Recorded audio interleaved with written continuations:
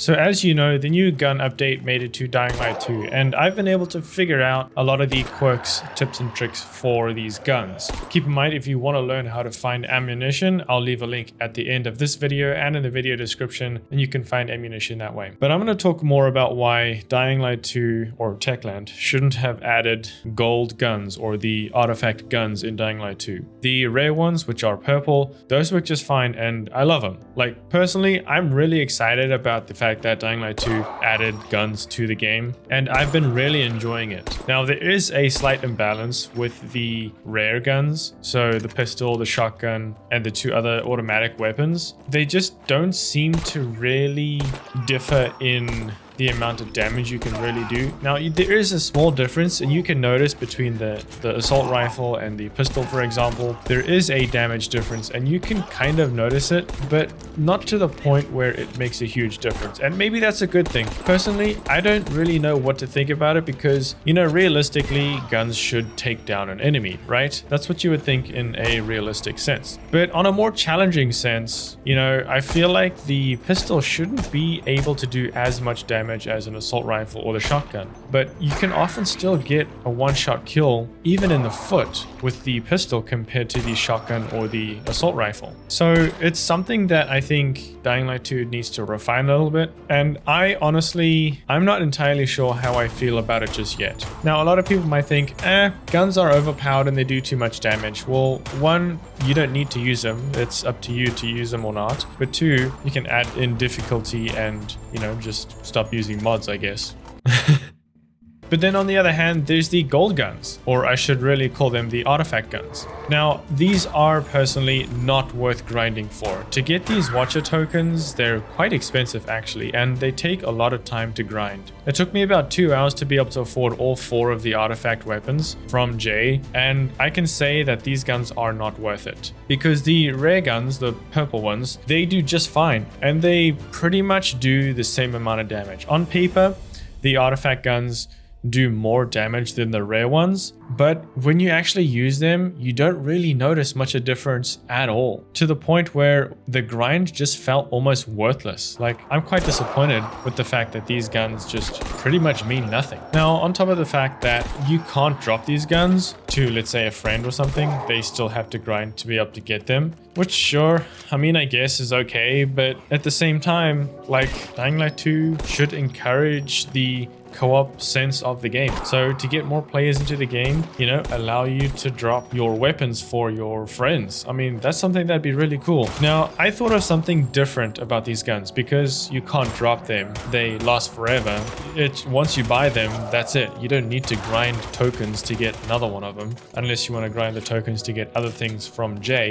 But once you buy these, that's it. You don't need to buy them again. So I wonder if, just like weapons, they decay over time, or the more you use them, the higher chance you'll get of them eventually breaking. Now, that might sound kind of silly at first, but if you think about it, wear and tear on weapons in Dying Light 2 is pretty real. And if you think about it in real life, a weapon does experience wear and tear, like on a gun. Now, if over time these guns would break in Dying Light 2, I think that would be pretty cool if it would let me drop the weapons for other people. Like, that combination might be kind of fun. Now, if they do that, I would obviously expect the price of these guns to go down for the watcher tokens on Jay when you buy them from him, because if they do break and you're gonna have to keep grinding tokens, that's just unrealistic, and frankly, it's just a waste of time. So what do you think? Do you think that these guns should be breakable, like experience wear and tear and eventually over time break, but you still be able to have the ability to drop them for friends, which might be kind of fun? But then comes the bigger issue of ammunition. Oh boy, how do I get started on this one?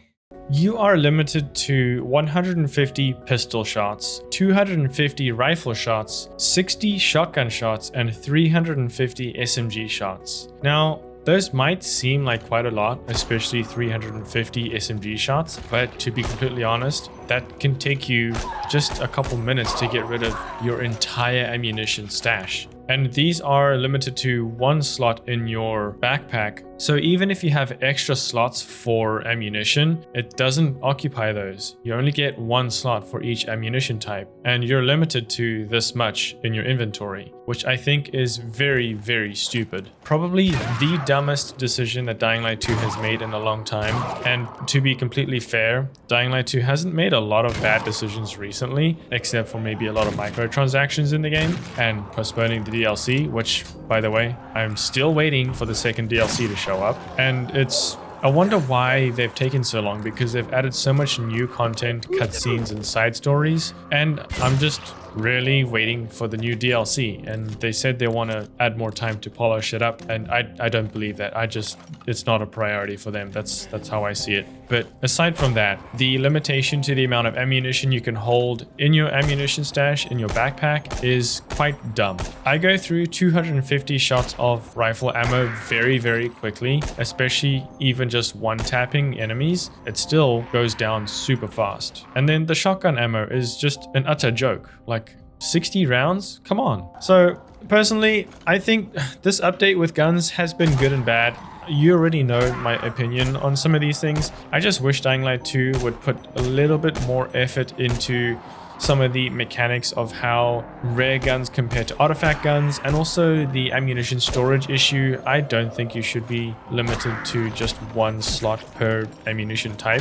However, you can drop ammunition, so you could essentially join a friend's game and do a regular dupe glitch where you duplicate items, do a rollback, load that save again, and then drop them again for your friend, and they would just be standing next to their stash and put it in their stash once you've dropped it for them.